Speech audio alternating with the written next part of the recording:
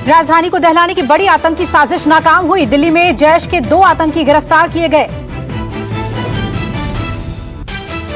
Delhi special cell आतंकियों से पूछताछ में जुटी। आतंकियों के पास से विस्फोटक और दस्तावेज बरामद किए गए। सूत्रों के मुताबिक आतंकी दिल्ली एनसीआर में बड़े धमाके की साजिश रच रहे थे। कई वीआईपी भी इन संदिग्धों के निशाने पर थे। खुफिया जानकारी के आधार पर स्पेशल सेल ने सराय काले खान के पास ट्रैप लगाया हुआ था। दोनों को सराय काले खान से ही गिरफ्तार किया गया। गिरफ्तार आतंकियों में से एक बारामूला और एक कुपवाड़ा का रहने वाला है। दोनों की उम्र 22 से 25 साल है। दोनों की निशानदेही पर और गिरफ्तारियां हो सकती हैं।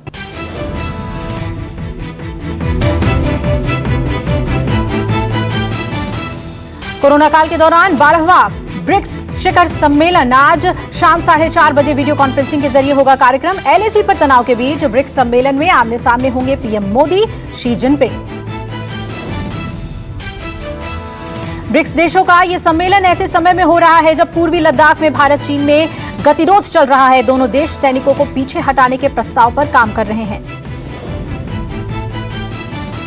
आज से एक बार फिर चीन पाकिस्तान के होश उड़ेंगे। मालाबार फेज 2 में एयरक्राफ्ट कैरियर्स करेंगे एक्सरसाइजेस। लड़ाकू विमान और दूसरे युद्धपोत भी करेंगे शिरकत।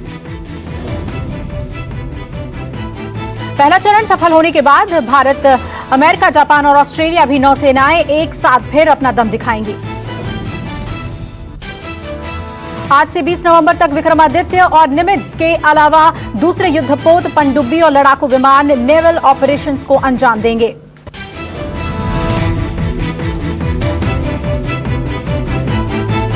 शहीद पिता के अंतिम संस्कार के दौरान आंसू रोककर बेटी बोली वंदे मातरम। जोश में भर गए जवान। लोगों की आंखें नम हुई। शहीद पिता राकेश डोभाल के अंतिम संस्कार के दौरान हमारे लिए उसके चक्कर में अपनी जान जोखिम में डाल के हमारे लिए रक्षा करते हैं। इसलिए मैं एक बार दोबारा बोलना चाहूंगी, वंदे मातरम, वंदे मातरम, वंदे मातरम। भारत माता की जय, भारत माता की जय, भारत माता की जय।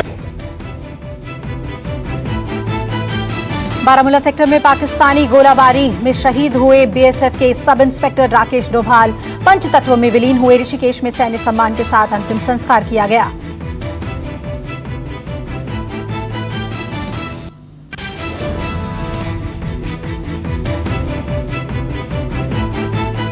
सीएम पद की शपथ लेने के बाद नीतीश सरकार की पहली कैबिनेट बैठक। आज कई अहम फैसले लिए जा सकते हैं।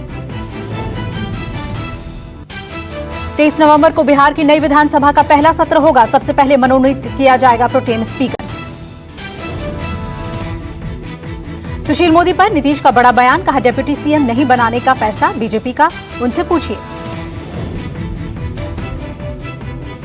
देवेंद्र फडणवीस ने कहा, सुशील मोदी नाराज नहीं, उन्हें नई जिम्मेदारी दी जाएगी। सुशील मोदी सहयोग कर रहे हैं। तेज प्रताप ने सीएम नीतीश पर कसा तंज। कहा, उम्मीद है इस बार दारू के नशे में चूहे नहीं तोड़ेंगे बांध।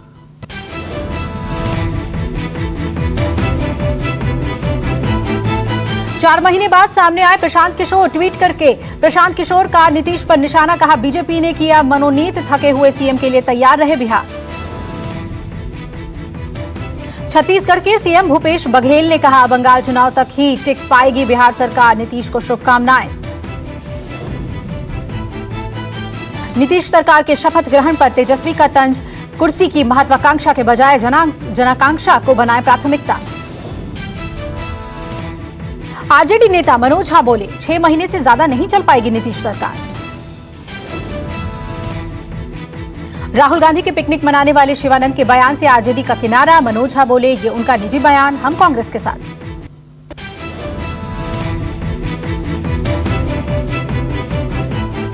पंजाब में जलंधर में 2 गुटों में खूनी टकराव के बाद तनाव। एक पक्ष ने दूसरे पक्ष के एक युवक का हाथ काट डाला।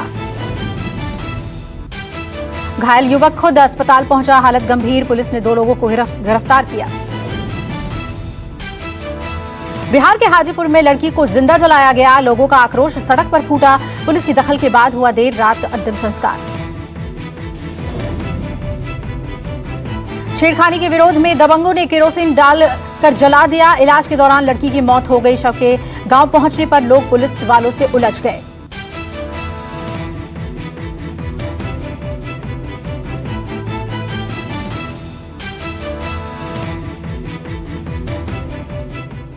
नमस्कार, मैं हूं मानक गुप्ता।